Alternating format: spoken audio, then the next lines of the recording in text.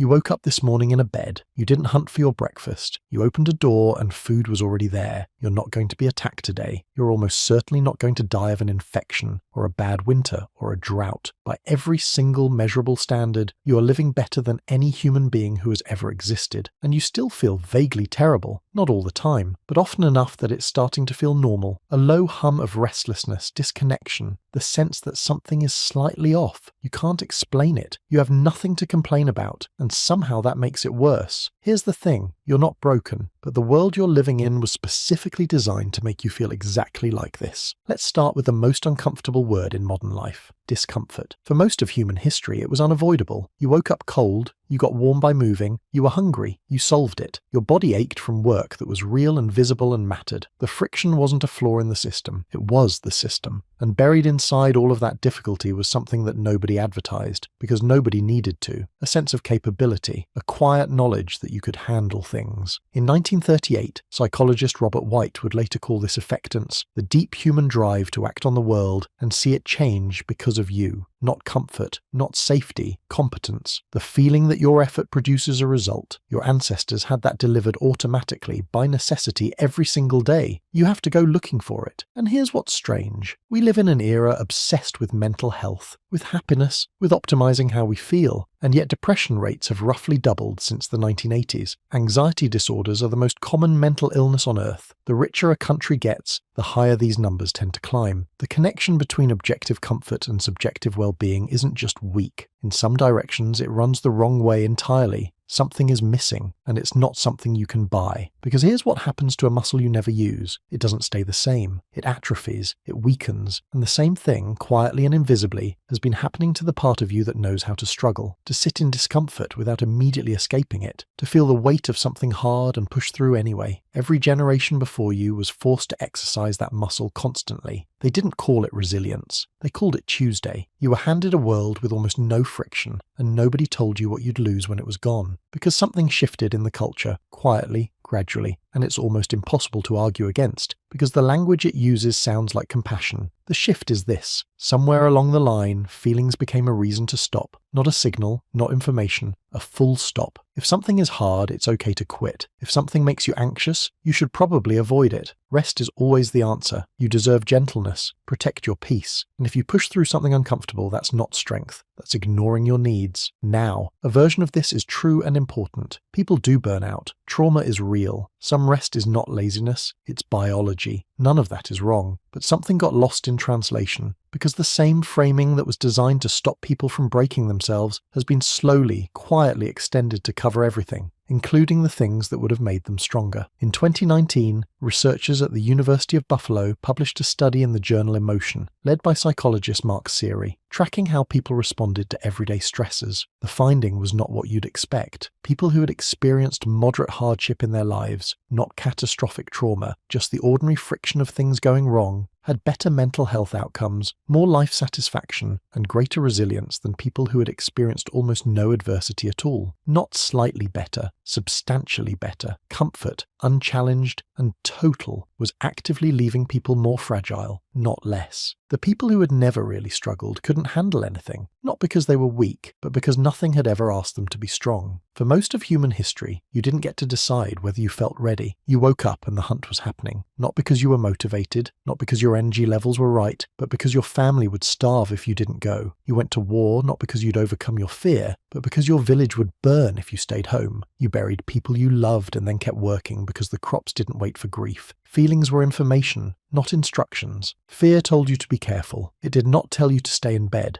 Nobody framed that as ignoring your needs. It was just life. And buried inside all of that, the fear, the exhaustion, the reluctance, something was built. Not despite the difficulty, because of it. Now, for the first time in human history, an entire culture is telling you that the moment something feels hard, that's your signal to stop, to rest, to protect yourself. Your great-grandmother would have found that completely baffling. She raised children through wars, through shortages, through loss that would level most modern people, and she didn't call it self-care. She called it getting on with it, not because she was tougher than you, but because nobody had ever handed her the option of stopping and called it a virtue. So who is profiting from all of this? Well, here's the part nobody talks about. Everything you just heard, the softening, the learned fragility, the cultural permission to stop, it didn't happen by accident. It happened because it's extraordinarily profitable. The global wellness industry is worth over $6 trillion. The self-help industry alone generates around $15 billion a year in the United States. Social media companies employ entire teams of engineers whose sole job is to make sure you don't put your phone down. And every single one of these industries shares something important in common. They don't make money when you're okay. They make money when you're not quite okay. But you believe that the next product, the next app, the next guided meditation, the next supplement will be the thing that finally fixes it. A person who has built genuine resilience, who can sit with discomfort, who can tolerate difficulty without immediately reaching for something to dull it, is a terrible customer. Think about what social media actually sells you. Not connection, the feeling of connection, not accomplishment, the dopamine hit of being seen. You scroll because the scroll is engineered to feel better than whatever else you were about to do, and every minute you spend there is a minute you didn't spend doing something that would have genuinely built you. The wellness industry works the same way. It takes the language of growth, strength, healing, transformation, and sells it back to you as a product you consume passively. A candle, a journal with prompts, a breathwork app, things that feel like progress while requiring nothing from you that's actually difficult. And here's the elegant, maddening part. You can't fight it by being angry at it, because none of it feels like a trap. The caption about protecting your peace feels like wisdom. The purchase feels like a step forward. The rest day feels earned. At every single turn, staying exactly where you are has been repackaged to feel like exactly what you need. The system doesn't want you broken. Broken people don't spend money. It wants you just uncomfortable enough to keep searching, and just comfortable enough to never actually change. That